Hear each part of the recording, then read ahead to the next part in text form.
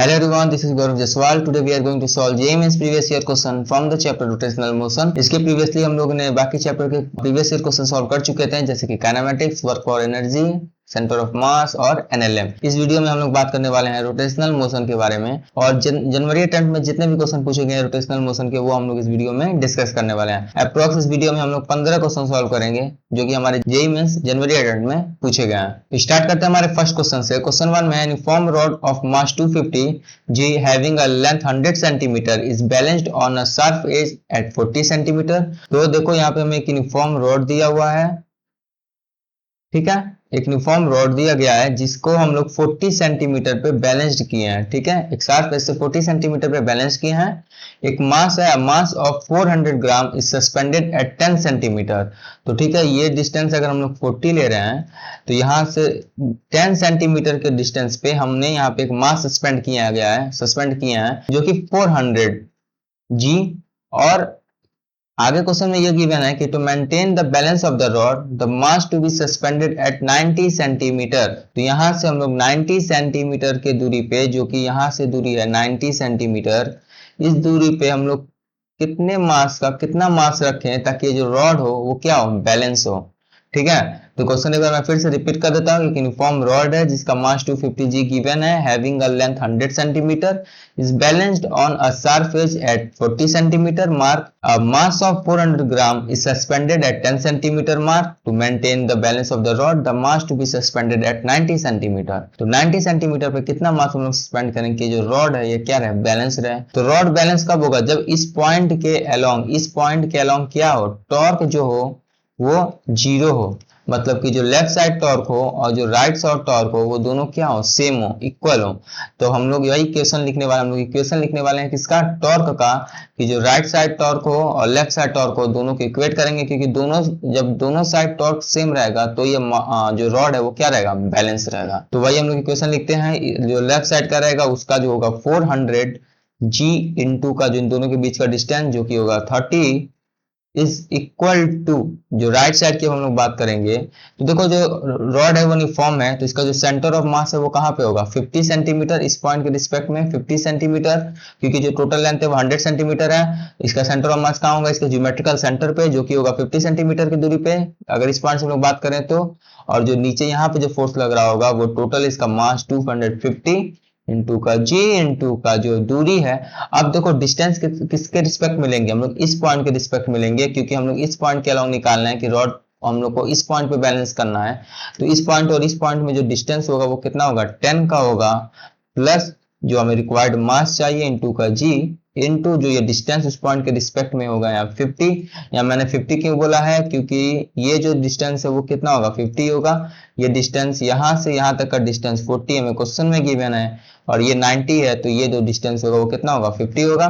तो mg into का 50, इसको हम लोग सॉल्व करेंगे। यहाँ पे हमारा आ जाएगा 12,000 G is equal to 2500 G plus का m इंटू का G यहाँ पे 50, ठीक है, यहाँ क्रॉस। अब हम लोग इसको इस साइड भेज देंगे, तो हमारा यहाँ पे 12,000 माइनस का 250 00 डिवाइड बाई 50, ये हमारा आ जाएगा रिक्वायर्ड मास। और इसको हम लोग को सॉल्व करने पे हमें क्या मिलेगा, कितना आंसर मिलेगा, 12,000 में से 2500 गया तो कितना बचेगा, 9500 डिवाइड बाय 50, ये हमारा आ जाएगा 190, ठीक है। तो 190 G हमारा आंसर नंबर 1 होगा। इतना ग्राम का मास अगर हम लोग यहाँ सस्पेंड करेंगे तो ये रॉड का टॉर्क क्या होगा, बैलेंस हो जाएगा, मतलब कि इस मास पे ये रॉड क्या होगा, इस पॉइंट पे बैलेंस होगा, ठीक है। तो अब हम लोग बढ़ते हैं अपने next question, question number 2। Question number 2 में हमें गिवन है कि the coordinate of a particle with respect to origin at a given reference is this, ठीक है। मान लेते हैं यहाँ पे कोई पार्टिकल है जिसका ओरिजिन के रिस्पेक्ट में जो कोऑर्डिनेट है वो 1,1,1 है। इफ अ फोर्स इतना न्यूटन, मतलब कि इतना फोर्स एक्ट कर रहा है, F is equal to I cap minus का जे कैप प्लस का के कैप, ठीक है, ये हमारा फोर्स दिया हुआ है, act on the particle, then the magnitude of torque. तो अब टॉर्क का फॉर्मूला क्या होता है, पहले ये बताओ। मैग्नीट्यूड फाइंड करने के लिए हमें क्या चाहिए, टॉर्क निकालना है, मतलब टॉर्क का फॉर्मूला होता है torque is equal to R cross F. तो हम लोग को यहाँ पे डिटर्मिनेंट बनाएंगे, आर का हमें वैल्यू होगा यहाँ पे आई कैप, जे कैप, के कैप, आर की वैल्यू 1 1 1 क्वेश्चन में गिवन है, 1 माइनस 1 प्लस का 1, इस डिटर्मिनेंट को हमें सॉल्व करना पड़ेगा। टॉर्क निकल जाएगा आई कैप इंटू का, यहाँ पे हमारा 1 हो जाएगा, माइनस माइनस प्लस इंटू का 1 का इक्वेशन माइनस का जे। अब हम लोग इसको सॉल्व करेंगे, 1 माइनस का 1 प्लस का के कैप और फिर यहाँ पे माइनस का 1 माइनस का 1, तो टॉर्क इज इक्वल टू हमारा क्या आ जाएगा 2 आई कैप माइनस का 0 जे कैप प्लस का माइनस का 2 के कैप। ये हमारा क्या आ जाएगा टॉर्क आ जाएगा। अब क्वेश्चन हमसे पूछ क्या रहा है, मैग्नीट्यूड ऑफ टॉर्क, लेकिन किसमें जेड डायरेक्शन में पूछ रहा है। तो जेड डायरेक्शन में जो टॉर्क है वो कितना है, तो magnitude of torque in Z direction में, जेड डायरेक्शन में हमें बताना है। तो जेड डायरेक्शन में इसका टॉर्क का जो मैग्नीट्यूड है वो 2 है। ठीक है, तो हमारे यहाँ पे आंसर क्या आ जाएगा 2। ठीक है, magnitude of torque in Z direction. तो एकदम सिंपल सा क्वेश्चन। हाँ देखो, बेसिकली यहाँ पे मैंने जो क्वेश्चन को अरेंज किया है वो डे बाय डे अरेंज नहीं किया, जैसे कि 22 में इतना इसको इस दिन ये क्वेश्चन पूछा, इस दिन ये क्वेश्चन पूछा गया। क्वेश्चन पूरे गिवन है, बस डे बाय डे अरेंज नहीं है। ठीक है, तो स्टार्ट करते हैं नेक्स्ट क्वेश्चन की तरफ, क्वेश्चन नंबर थर्ड। तो ये हमारा क्वेश्चन नंबर थर्ड। तो क्वेश्चन नंबर थर्ड में हमें बोला है कि 2 iron solid disc of negligible thickness having a radius r1 r2, moment of inertia पूछ रहा है i1 i2 respectively for r1 is equal to 2 times of r2, यहाँ मैंने मिस्टेक किया है, r1 is equal to 2 times of r2, the ratio of i1 and i2 would be। हमें यहाँ पे मोमेंट ऑफ इनर्शिया का रेशियो पूछ रहा है। एक आयरन का दिया हुआ है जिसका रेडियस, एक हमारा डिस्क है आयरन 1 जिसका रेडियस है r1 और दूसरा रेडियस है जिसका रेडियस है r2। ठीक है, दूसरा डिस्क है, ये हमारा डिस्क 1 2 है, ये हमारा डिस्क 1 है।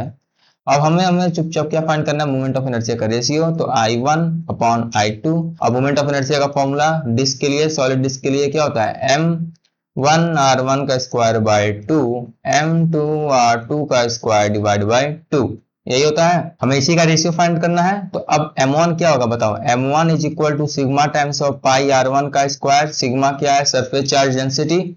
और इसी तरह m2 क्या होगा, m2 इज इक्वल टू होगा सिग्मा पाई r2 का स्क्वायर। और r2 हमारा क्या है बताओ, r2 is equal to what, r2 हमारा क्या होगा, r2 is equal to 2 times of r1। मैंने यहाँ पे r2 is equal to 2 times of r1, यहाँ पे r1 है, यहाँ पे r2 है। ठीक है, ये 1 ही है, ये है question, r2 is equal to 2 times of r1। तो अब हमें क्या बताना है, हमें r2 का वैल्यू यहाँ पे पुट कर देंगे। तो m2 इज इक्वल टू हो जाएगा सिग्मा पाई r2 की जगह क्या लिख देंगे, 2 टाइम्स ऑफ r1 का होल स्क्वायर। ठीक है, तो अब हम लोग m1 m2 की जगह वैल्यू पुट कर देंगे, r1 r2 की जगह वैल्यू पुट कर देंगे। तो i1 divide by i2 is equal to m1 का वैल्यू क्या होगा, सिग्मा पाई r1 का स्क्वायर डॉट r1 का square by 2 divide by m2 का वैल्यू क्या होगा, sigma pi 2 times of r1 का होल स्क्वायर इनटू का r2 के होल स्क्वायर की जगह हम लोग क्या लिख देंगे, r2 के होल स्क्वायर की जगह लिख देंगे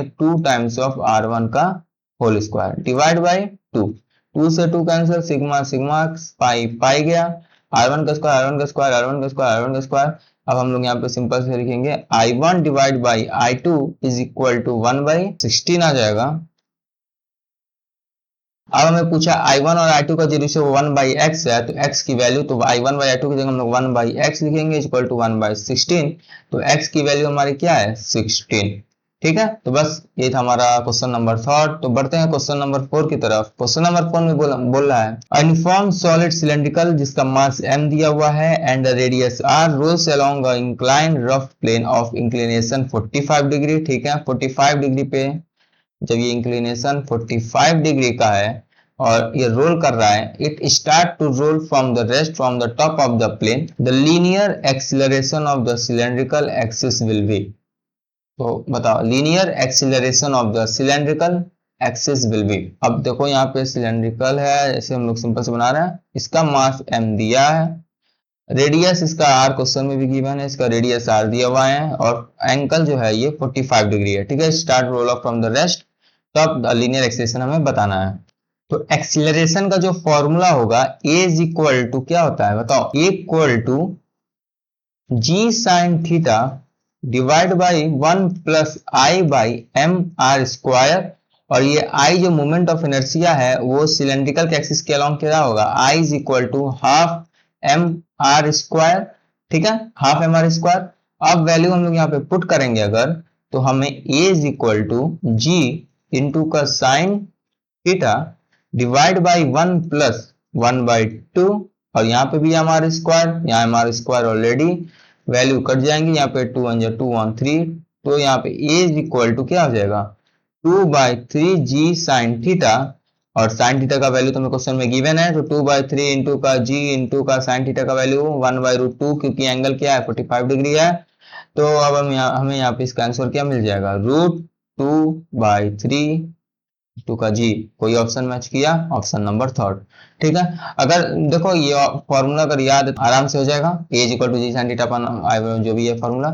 तो नेक्स्ट क्वेश्चन पे आते हैं, क्वेश्चन नंबर 5। क्वेश्चन नंबर 5 में हमें गिवन है कि सॉलिड स्फीयर जो rolling without slipping on a horizontal plane, the ratio of linear kinetic energy of the centre of mass of a sphere to rotational kinetic energy.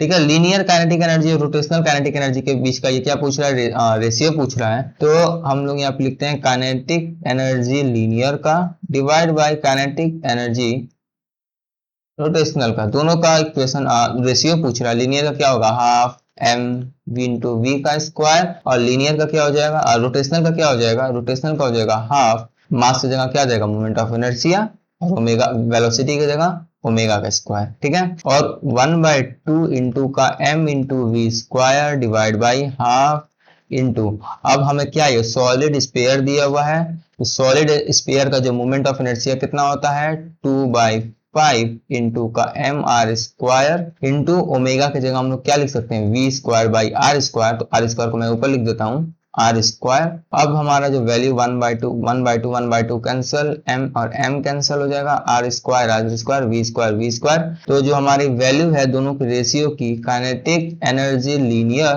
Divide by kinetic energy rotational is equal to क्या आ जाएगा 5/2।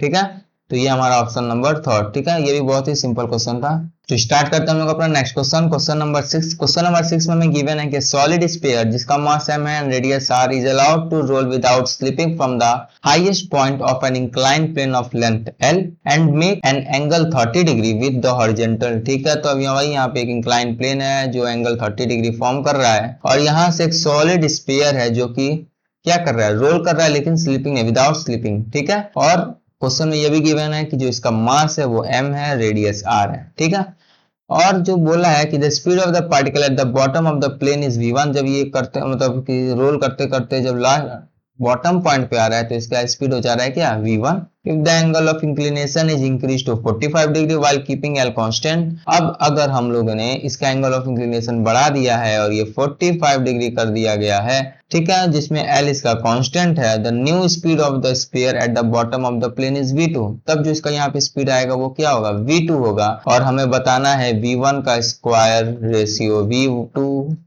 का square. ठीक है, इन दोनों का हमें क्या बताना है रेशियो बताना है। तो इस क्वेश्चन को कैसे सॉल्व करेंगे हम लोग, इस क्वेश्चन को एनर्जी कंजर्वेशन से सॉल्व कर सकते हैं।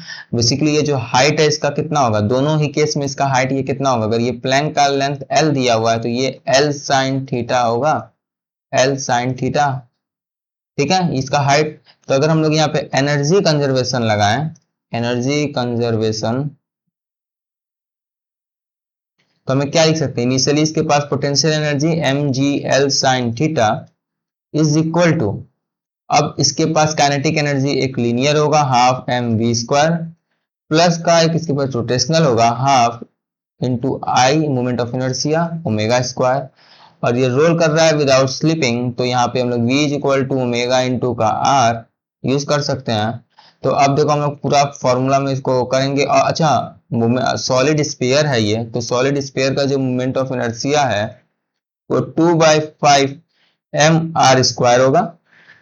सारे वैल्यू को हम लोग इस फॉर्मूला में इस इक्वेशन में पुट करेंगे तो हमें m G L sine theta मिल जाएगा is equal to half M we square plus का 1/2 इंटू का 2/5 इंटू का M R square, omega square की जगह हम लोग क्या लिख देंगे v square by are square, 2 से 2 कैंसिल, आर स्क्वायर से आर स्क्वायर कैंसिल, तो यहाँ पे m G L sine theta is equal to हमें क्या वैल्यू मिल जाएगा 1/2 एम वी स्क्वायर प्लस का हाफ 1/5 एम वी स्क्वायर, और ये value M G L sine theta is equal to यहाँ पे वैल्यू 1/2 प्लस 1/5 क्या हो जाएगा 7/10 mv²। m से m कैंसिल हो जाएगा, तो यहाँ पे हम लोग बोल सकते हैं कि जो v² है वो कितना होगा, v² जो होगा वो 10.gl sin θ/7। ठीक है, ये हम v² का एक जनरल फॉर्म निकाल लिया है। अब अगर case one if theta is equal to 30 degree, question one जो कि हमारा पहले 30 डिग्री था, तो v1 था वो स्पीड, और v1 इज इक्वल टू हम लिख सकते हैं 10.g.l sin 30 degree divide by 7। और इसी को हम लोग v2 का स्क्वायर लिखेंगे, v2 का स्क्वायर इज इक्वल टू, जब इस टाइम पे जब एंगल था इसके पास क्या sin 45 डिग्री, ठीक है, तो sin 45 डिग्री डिवाइड बाय 7, मतलब कि v1 का स्क्वायर बाय v2 का square is equal to sin 30 divide by sin 45। ठीक है, sin 30 डिवाइड बाय sin 45, इसकी वैल्यू आ जाएगी 1/2 बाई 1/√2, जो कि हमारा आंसर आ जाएगा 1/√2। ठीक है, तो हमारा जो ये ऑप्शन नंबर 1 होगा 1/√2, ये करेक्ट ऑप्शन आंसर होगा। ठीक है, तो नेक्स्ट क्वेश्चन पे आते हैं, क्वेश्चन नंबर 7। तो क्वेश्चन नंबर 7 में हमें गिवन है कि the moment of inertia of a solid disc rotating along its diameter is 2.5 times higher than the moment of inertia of a ring rotating in the similar way. The moment of inertia of a solid sphere which have the same radius as the disk and rotating in the same way is n times higher than the moment of inertia of the given ring. तो हमें यहाँ पे n की value बतानी है। तो देखो question में पहले क्या गिवन है, एक बार मैं यहाँ लिख देता हूँ जो क्वेश्चन में गिवन है कि जो मोमेंट ऑफ इनर्शिया है सॉलिड स्फीयर का, तो सॉलिड डिस्क का, तो यहाँ पे एक सॉलिड डिस्क हम लोग मान लेते हैं, ये सॉलिड डिस्क है जो रोटेट कर रहा है अलोंग इट्स डायमीटर। ठीक है, अलोंग इट्स डायमीटर ये रोटेट कर रहा है, और इसका जो मोमेंट ऑफ इनर्शिया I1, इसका डिस्क का हम लोग मान लेते हैं I1 मोमेंट ऑफ इनर्शिया, ये है 2.5 टाइम्स ऑफ I2। अब I2 क्या है, मोमेंट ऑफ इनर्शिया है किसका, रिंग का, यही हम लोग मान लेते हैं, ये हमारा डिस्क है, डिस्क है, यहीं पे हमें मान लेते हैं रिंग है। ठीक है, जो रोटेटिंग इन सिमिलर वे में ये भी रोटेट कर रहा है, और ये हमारा रिंग है, इसका मोमेंट ऑफ इनर्शिया हम लोग मान लेते हैं I2, और यही I1 I2 के बीच में रिलेशन दिया हुआ है। और जो moment of inertia of solid sphere, यहीं पे एक सॉलिड स्फीयर भी है, मान लेते हैं सॉलिड स्फीयर ये है, ये स्फीयर, और इसका मोमेंट ऑफ इनर्शिया I3 मान लेते हैं। और ये बोल रहा है कि जो moment of inertia of solid sphere है which have a same radius has that of disc, तो डिस्क का अगर रेडियस R1 है तो इसका भी रेडियस क्या होगा R1। ठीक है, ये दोनों बात गिवन है क्वेश्चन में। और rotating in the similar way is n times heavier than the moment of inertia of the given ring। तो अब यहाँ पे बोला है कि I3 जो है वो n times of I2 है, ये क्वेश्चन में बोला हुआ है, और हमें यहाँ पे n की वैल्यू पूछ रहा है। ठीक है, क्वेश्चन को फिर से क्लियर कर देता हूँ पढ़ के, जो moment of inertia of a solid disk rotating along its diameter is 2.5 times higher than the moment of inertia of a ring rotating in the similar way, or moment of inertia of a solid sphere which have a same radius as that of disk and rotating in the similar way is n times higher than the moment of inertia of the given ring। ठीक है, तो जो question में था हमने लिख दिया है कि डिस्क का रेडियस और रिंग का सॉलिड स्फीयर का रेडियस सेम है, और ये उनके मोमेंट ऑफ इनर्शिया के बीच का रिलेशन है। तो अब हमें बताना है n की वैल्यू। तो I1 I2 को पहले हम लोग यहाँ लिखते हैं। I1 की वैल्यू क्या होगी, डिस्क की डायमीटर के अलोंग जो है इसका मोमेंट ऑफ इनर्शिया mr²/4, यहाँ पे R1 हो जाएगा, is equal to 2.5 times of into I2 ring है, तो यहाँ पे m रिंग का जो रेडियस मान लेते हैं R2 का स्क्वायर बाय 2। अब इसको हम लोग सॉल्व करेंगे तो हमें क्या मिलेगा, R1 और R2 के बीच में एक रिलेशन मिलेगा, m से m हमारा कैंसिल हो जाएगा, 2 से 2, तो R1 का स्क्वायर डिवाइड बाय R2 का स्क्वायर इज इक्वल टू क्या हो जाएगा 5। ये हमें यहाँ पे से एक इक्वेशन नंबर 1 हम लोग बोल देते हैं, फ्यूचर में भी कुछ इक्वेशन शायद काम आ जाए।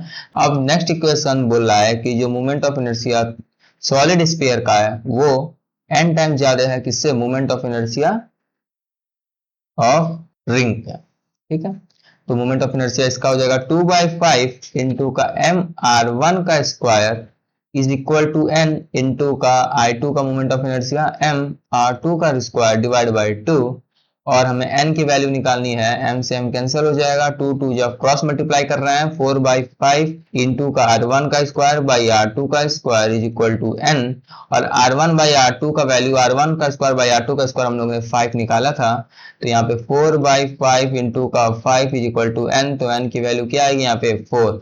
सिंपल सा आंसर हमारा 4 आ गया। ठीक है, इसमें कोई भी कॉम्प्लेक्स क्वेश्चन नहीं था। तो स्टार्ट करते हैं next question, question number 8। Question number 8 में है कि एन ऑब्जेक्ट है जिसका मास m है, is projected from origin in a vertical xy plane at an angle 45 degree with the x axis, ठीक है, with an initial velocity v0। ठीक है, तो यहाँ पे एक ऑब्जेक्ट है जिसका मास m हमें गिवन है, और इस मास m को हम लोग 45 डिग्री पे प्रोजेक्ट कर रहे हैं विद इनिशियल स्पीड v0। ठीक है, the magnitude and direction of angular momentum of an object with respect to origin हमें बताना है। एंगुलर मोमेंटम का फॉर्मूला क्या होता है, m into V into H. ठीक है, या फिर मैं कहूँ r क्रॉस, अगर वेक्टर फॉर्म में कहूँ तो r क्रॉस p मोमेंटम है ये। ठीक है, पोजीशन वेक्टर क्रॉस मोमेंटम का दोनों का क्रॉस प्रोडक्ट। तो यहाँ पे L एंगुलर मोमेंटम हम लोग फाइंड करेंगे जिसका मास m है, v0 स्पीड हो जाएगा v0 बाई रूट 2। क्यों? क्योंकि देखो ये v0 इनिशियल स्पीड v0 है, तो इस पे x डायरेक्शन पे इसका स्पीड कितना हो जाएगा, x डायरेक्शन पे इसका स्पीड हो जाएगा v0 बाई रूट 2। अगर हमारा जो फर्स्ट वीडियो जो काइनेमेटिक्स था, उसके बाद हमारा वर्क ऑफ एनर्जी था, जो भी हम लोग ने क्वेश्चन सॉल्व किया जेईई मेंस के पीवाईक्यूज का, उसमें ऐसे क्वेश्चन बार बार आ चुके हैं। तो बहुत लोगों को तो नहीं भी मालूम होगा, तो मालूम चल गया होगा कि जो एक्स डायरेक्शन पे जो स्पीड होता है वही यहाँ पे भी स्पीड होगा एट हाईएस्ट पॉइंट। तो यहाँ पे जो स्पीड होगा वो भी क्या होगा v0 बाई रूट 2। तो m into V not by root 2 into का हाइट क्या होगा v0 का vy का whole square by 2g, V square by 2g। तो यहाँ पे L इज इक्वल टू आ जाएगा m into V not by root 2 into का vy क्या होगा, वही v0 का होल स्क्वायर बाई 2 टू या 4g आ जाएगा। ठीक है, यहाँ vy का वैल्यू क्या होगा v0 बाई रूट 2, तो रूट 2 का स्क्वायर 2 टू 2 या 4 बाई जी, इतना तो मत लगा लेना। L इज इक्वल टू यहाँ पे क्या हो जाएगा m v0 का क्यूब बाई 4 रूट 2 g। ठीक है, ये हमारा मोमेंटम है, तो ये का हमारा ऑप्शन ये है, ये हमारे का ऑप्शन ये है। अब डायरेक्शन बताना है, तो देखो इसका डायरेक्शन क्या होगा, इस पॉइंट पर अगर डायरेक्शन की बात करूं तो मोमेंटम का direction along this, along x axis, और इस पोजीशन का जो डायरेक्शन है इस पॉइंट का वो X I cap something plus Y J cap है। अब अगर इसका तुम क्रॉस प्रोडक्ट करोगे आई कैप से, एक्स डायरेक्शन मतलब आई कैप, तो तुम्हें क्या मिलेगा, मतलब करने का मतलब एक्स आई कैप प्लस का वाई जे कैप से क्रॉस प्रोडक्ट कर लो आई कैप से। अगर तुम्हें राइट हैंड थंब रूल नहीं लगाना है तो तुम्हें सिंपल सा मिल जाएगा माइनस का के कैप। ठीक है, क्यों? क्योंकि जे कैप और आई कैप का जो क्रॉस प्रोडक्ट होता है वो माइनस का के कैप होता है, और आई आई तो जीरो हो जाएगा। ठीक है, तो हमें यहाँ जो ऑप्शन होगा वो निगेटिव जेड एक्सिस मिल जाएगा। ठीक है, ऑप्शन नंबर थर्ड। तो नेक्स्ट क्वेश्चन पे आते हैं, क्वेश्चन नंबर 9 नॉट 10, यहाँ पे नंबरिंग गलत हो गया, क्वेश्चन नंबर 9। तो क्वेश्चन नंबर 9 में बोला है कि solid sphere and the hollow sphere of same mass and of same radius are rolled on an inclined plane. The time taken to reach the bottom by the solid sphere and the hollow sphere भी t1 and t2 respectively. हमें time taken का value बताना है। तो time taken का formula क्या, t is equal to under root of 2l by acceleration of centre of mass. तो t is equal to हम लोग यहाँ पे अब हम लोग एक्सीलरेशन ऑफ सेंटर ऑफ मास दोनों का निकाल लेते हैं। तो a सेंटर ऑफ मास हो जाएगा, मान लो अगर हम लोग सॉलिड स्फीयर की बात करते हैं तो वो क्या होता है g sine theta divide by 1 plus moment of inertia solid sphere का क्या होगा 2/5 mr स्क्वायर। शुरू से 1000 क्वेश्चन आ चुका है, अब तक तो याद हो गया होगा, बाई mr स्क्वायर। तो ये वैल्यू मेरी कैंसिल हो जाएगी।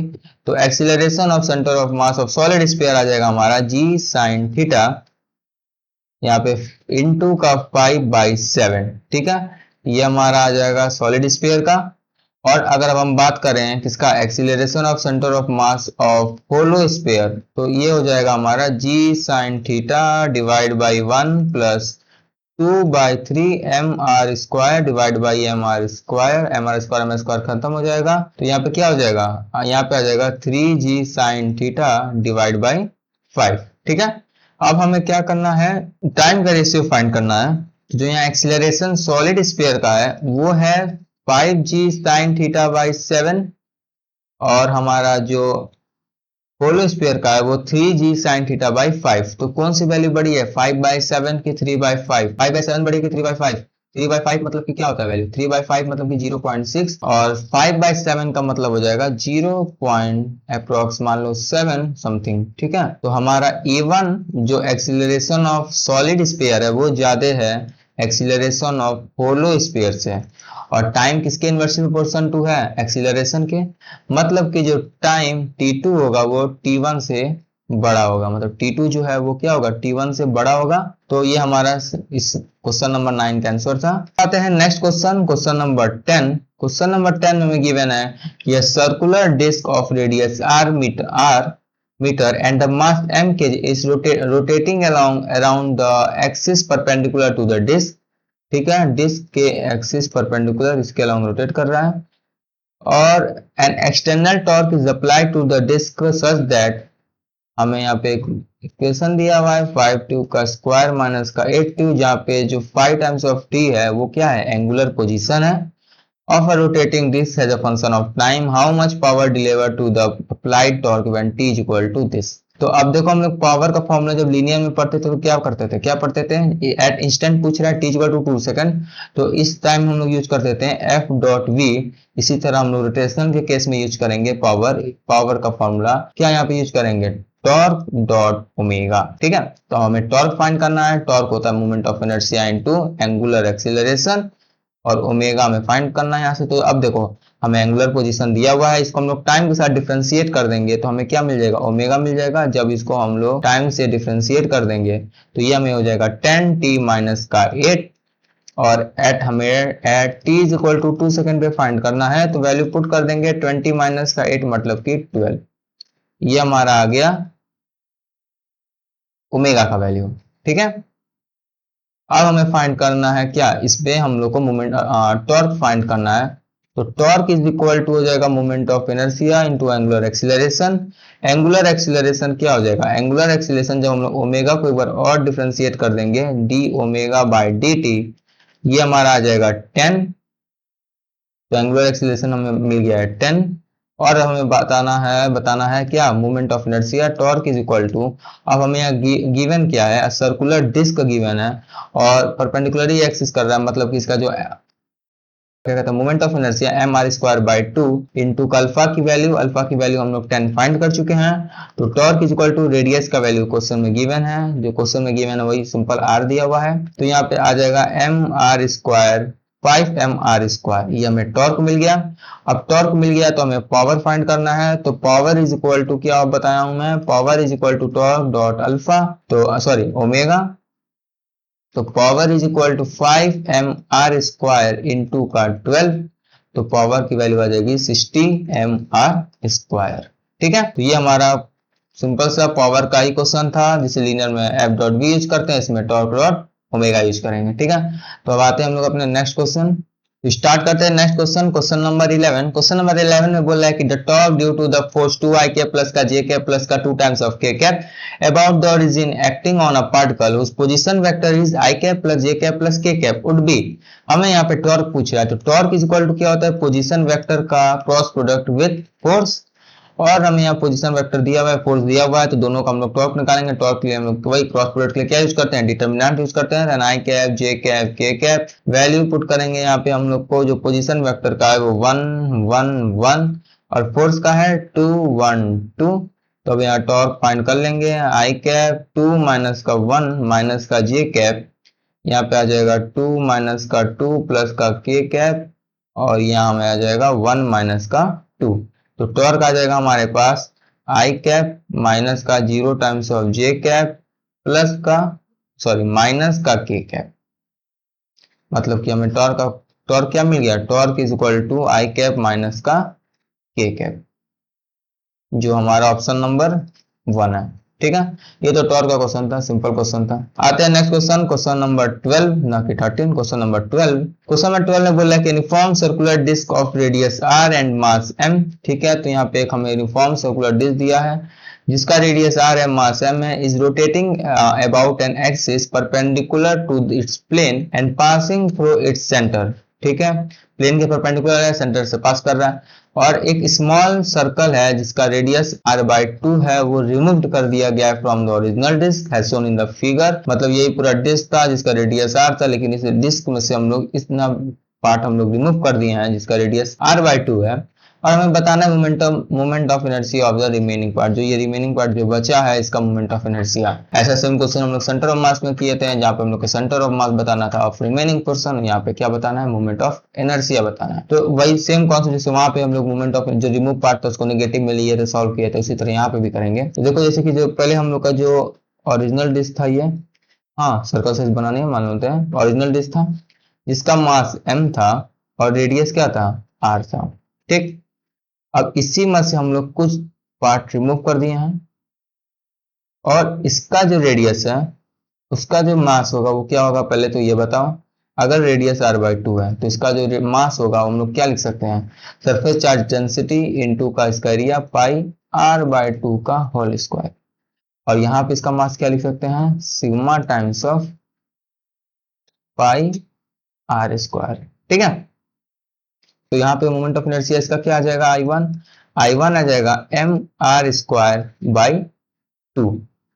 लेकिन अब जो पार्ट रिमूव्ड है उसका तो सेंटर ऑफ मास हम लोग को इस पॉइंट के अलोंग निकालना रहेगा ना, मोमेंट ऑफ इनर्शिया, तो इस पॉइंट के अलोंग हम लोग इसका मोमेंट ऑफ इनर्शिया निकालेंगे तो क्या यूज करेंगे, पैरेलल एक्सिस थ्योरम यूज करेंगे। और पैरेलल एक्सिस थ्योरम क्या कहता है, जिस पॉइंट के अलोंग निकाले तो इसका सेंटर पर पहले मोमेंट ऑफ इनर्शिया क्या होगा, m डैश ले लेते हैं, mr/2 का होल स्क्वायर बाय 2 प्लस का इन दोनों के बीच का जो डिस्टेंस होता है जो कि है क्या, mr/2 का होल स्क्वायर। ठीक है, इसको मैं क्लियर लिख देता हूं। जो एक डिस्क था हम लोग का ये, और इसी में से हम लोग ने एक पार्ट डिस्क का रिमूव कर दिया है, और ये डिस्टेंस हमारा r/2 का है। अब इसके अलावा हमें मोमेंट ऑफ इनर्शिया निकालना है, तो जो छोटा वाला स्फीयर, जो छोटा वाला डिस्क है उसकी मैं बात कर रहा हूं इस समय, I2 की, वो क्या होगा, वो I2 का वैल्यू हो जाएगा m की जगह मैं सिंपल सा लिख m, ठीक है चलो m डैश से लिख लेते हैं, m डैश r/2 का whole square divide by 1/2 mr²/2 plus का mr/2 का होल स्क्वायर। ठीक है, यही था पहले सिस्टम, ये हम लोग यूज किया है। जो अब हम लोग को मोमेंट ऑफ इनर्शिया जो फाइंड करना है रिमेनिंग पोर्शन का, वो होगा I1 माइनस का I2, ये रिमूव्ड पोर्शन का है और ये ओरिजिनल का है। तो यहाँ पे हम लोग लिखेंगे I1 का क्या होगा, mr² माइनस का mr/2 का होल स्क्वायर, यहाँ m डैश हो जाएगा, बाई का mr/2 का होल स्क्वायर बाईगा 2 प्लस का m डैश r/2 का होल स्क्वायर। ठीक है, ये हमें कैलकुलेट करना है, हमें रिमेनिंग पोर्शन का मोमेंट ऑफ इनर्शिया फाइंड हो जाएगा। तो चलो इसको कैलकुलेट कर लेते हैं। यहाँ पे सिंपल सा m की जगह क्या लिख देंगे, sigma pi r² by 2 minus का m डैश की जगह लिख देंगे सिग्मा पाई r/2 का होल स्क्वायर, r/2 का होल स्क्वायर, तो यहाँ पे वही r/2 की पावर 4 आ जाएगा डिवाइड बाई 2 प्लस का यहाँ पे वही आ जाएगा सिग्मा पाई r/2 की पावर 4। तो यहाँ पे i इक्वल टू आ जाएगा सिग्मा पाई r की पावर 4/2 माइनस का sigma pi 3 times of sigma pi r/2 की पावर 4/2। तो यहाँ पे क्या आ जाएगा, अब यहाँ पे हम लोग इसको माइनस करेंगे तो हमें मिल जाएगा i इज इक्वल टू, यहाँ हमें मिल जाएगा सिग्मा कॉमन हो जाएगा, पाई कॉमन हो जाएगा, r की पावर 4 कॉमन हो जाएगा, और अब हमें यहाँ पे मिल जाएगा 1/2 माइनस का 3/2 की पावर 4। तो यहाँ पे 1/2 कॉमन ले लेंगे तो हमें यहाँ मिल जाएगा 1 माइनस 3/16। तो यहाँ पे i हमें मिल जाएगा क्या, पाई r स्क्वायर, मतलब कि इसको हम लोग क्या लिख सकते हैं, sigma pi r square into r square, मतलब कि यहाँ पे हम लोग mr²/2 और 16 माइनस 13 बाई क्या 16। ठीक है, तो यहाँ पे हमारा कौन सा आंसर आ जाएगा, i is equal to 13/32 mr²। ठीक है, तो नेक्स्ट क्वेश्चन देखते हैं कि the position vector of two 1 kg particle A and B are given by, देखो दो पार्टिकल का पोजीशन वेक्टर दिया हुआ है, एक RA है, इसका वैल्यू दिया हुआ है alpha 1 times of t square i cap plus का alpha 2 times of t j cap plus का alpha 3 times of t k cap. ठीक है, ये पोजीशन वेक्टर RA का दिया हुआ है। RB का हमें पोजीशन वेक्टर दिया हुआ है क्या, कि हमें पोजीशन वेक्टर दिया हुआ है beta 1 T I cap plus का बीटा 2 टी का स्क्वायर जे कैप प्लस का बीटा 3 टी के कैप।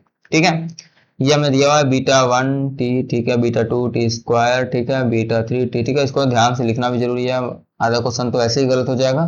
ठीक है, तो हमने पोजीशन वेक्टर लिख दिए हैं। अब बोल क्या रहा है यहाँ पे, अल्फा 1 की वैल्यू, अल्फा 2 की वैल्यू, अल्फा 3 की वैल्यू, बीटा 1 बीटा 2 बीटा 3 का वैल्यू दिया हुआ है। सिंपल एक ही क्वेश्चन को बार बार बोल घुमा रहा है। ऊपर अल्फा 1 दिया हुआ, नीचे उसका वैल्यू दिया हुआ है।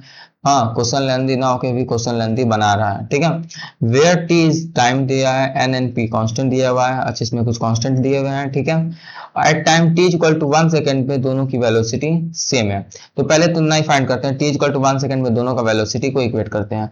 तो पोजीशन वेक्टर दिया हुआ है, इसको हम लोग डिफरेंशिएट करेंगे तो हमें क्या मिलेगा, वेलोसिटी मिलेगा। तो अब हम लोग वेलोसिटी फाइंड करते हैं। तो वेलोसिटी ऑफ पार्टिकल ए क्या हो जाएगा, 2 alpha 1 T I cap plus का अल्फा 2 जे कैप प्लस का अल्फा 3 के कैप।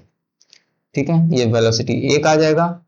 और वेलोसिटी बी का कितना आ जाएगा, इसको हम लोग टाइम से डिफरेंशिएट कर रहे हैं। ठीक है, बीटा 1 आई कैप प्लस का 2 बीटा 2 जे कैप प्लस का बीटा 3 के कैप।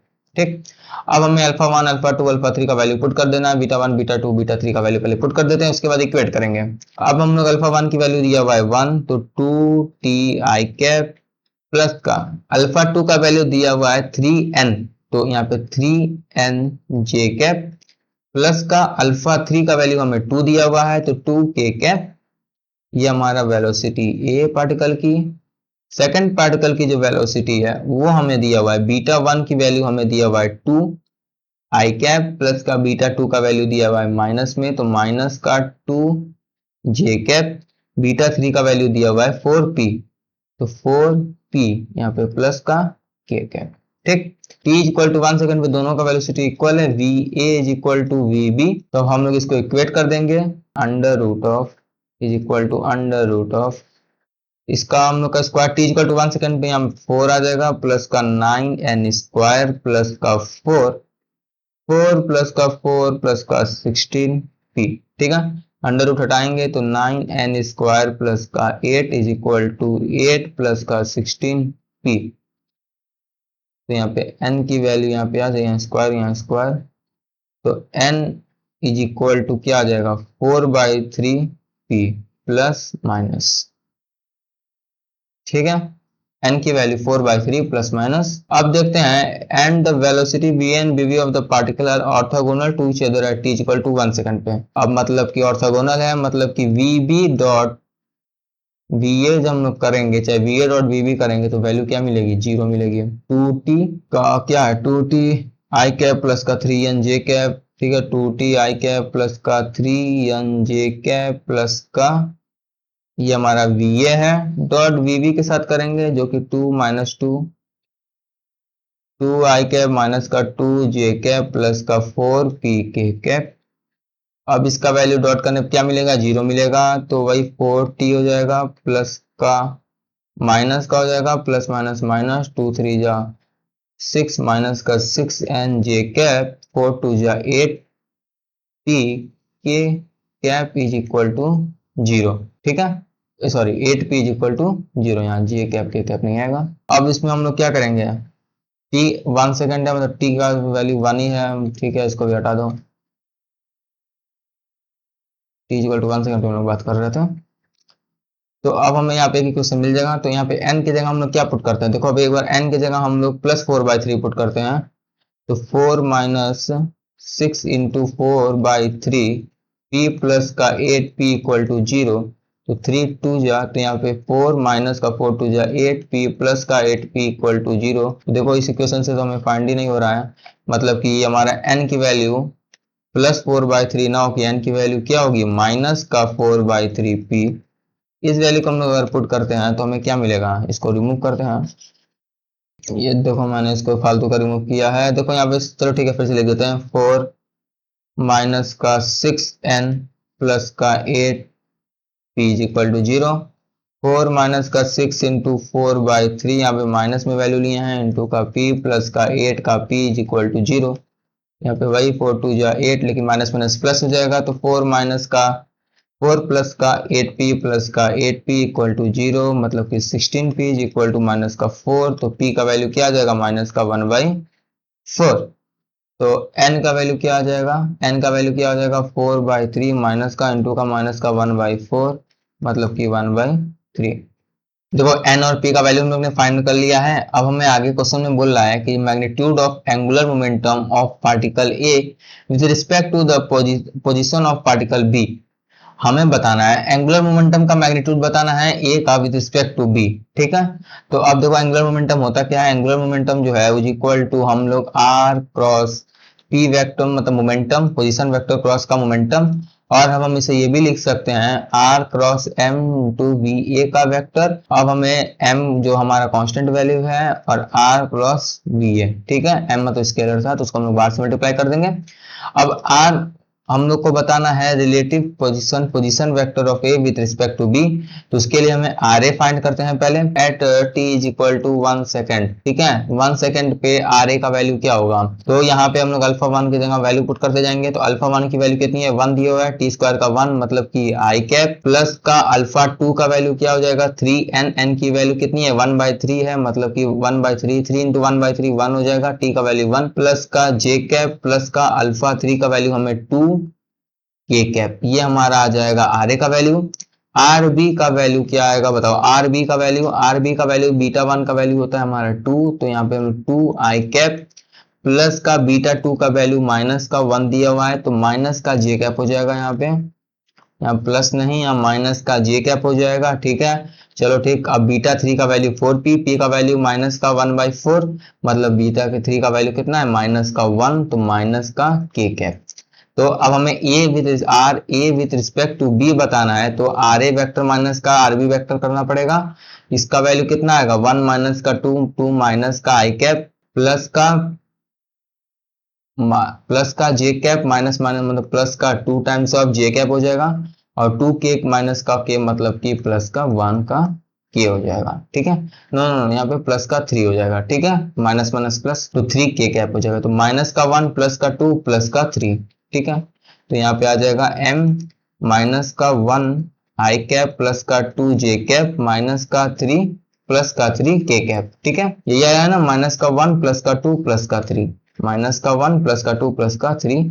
इसका वेक्टर का हम लोग क्रॉस प्रोडक्ट लेंगे, किससे, वी ए से लेंगे, और वी ए का वैल्यू हमें यहां से मिलेगा। देखो वी ए, ये t इक्वल टू 1 सेकंड पे हम लोग ने फाइंड करना था वी ए का वैल्यू, तो वी ए का वैल्यू है t इक्वल टू 1 सेकंड पे हम लोग वी ए का वैल्यू आ जाएगा 2 आई कैप प्लस का जे कैप प्लस का 2 के कैप, 2 आई कैप प्लस का जे कैप प्लस का 2 टाइम्स ऑफ के कैप, ये हमारा वी का वैल्यू होगा। अब हम लोग सिंपल सा यहाँ सॉफ्ट क्रॉस प्रोडक्ट लेंगे, तो यहाँ पे m को बाहर ही रहने दो, यहाँ डिटर्मिनेंट आई कैप जे कैप के कैप, माइनस का 1 2 3 और यहाँ पे 2 1 2, और m को ऐसे रख दो। इसको सॉल्व करो, अब सॉल्व करो अपना अपना। यहाँ पे आ जाएगा 4 माइनस का 3 माइनस का जे, इसके बाद यहाँ पे आ जाएगा माइनस का 2 माइनस का 6 प्लस का के टाइम्स ऑफ माइनस का 1 माइनस का 4। तो यहाँ पे वैल्यू कितनी आ रही है 1 आई कैप माइनस माइनस प्लस का 8 का जे कैप, यहाँ पे आ रहा है हम लोग का माइनस का 5 के कैप, और मास हमारे 1 के जी दिया हुआ है, तो यहाँ पे m की जगह क्या वैल्यू आ जाएगा 1 आ जाएगा। ठीक है, तो मिल गया हमें एंगुलर मोमेंटम मिल गया, 1 आई कैप प्लस का 8 जे कैप प्लस का 5 के कैप माइनस का 5 के कैप। तो इसका मैग्नीट्यूड बताना था, चलो मैग्नीट्यूड निकाल लो। 1 का होल स्क्वायर 1, 8 का होल स्क्वायर 64, 5 का होल स्क्वायर 25। तो यहाँ पे 65 और 25 कितना हो जाएगा 90। वैल्यू किसकी बतानी है हमें क्वेश्चन में, L की वैल्यू बतानी है, तो L का वैल्यू क्या होगा, L इज इक्वल टू 90। ठीक है, तो ठीक है, तो ये हमारा लास्ट क्वेश्चन था इस वीडियो का। अभी तक हम लोग ने रोटेशनल मोशन का भी क्वेश्चन अब हम लोग ने समाप्त कर दिया है। तो मिलते हैं हम लोग नेक्स्ट वीडियो में, जहां मैं ग्रेविटेशन का क्वेश्चन सॉल्व करवाऊंगा या फिर स्टार्ट करूंगा क्लास 12th का पार्ट इलेक्ट्रोस्टैटिक्स। ठीक है, दोनों में से कोई एक वीडियो बनाएंगे। हालांकि 11 12 दोनों का ही जनवरी अटेम्प्ट का जेईई मेंस का पेपर की पहले सॉल्व करवाएंगे। ठीक है, उसके बाद ही कोई नया चीज लाएंगे। तो ठीक है, तब तक फिर मिलते हैं नेक्स्ट वीडियो में। इस वीडियो में बस इतना है।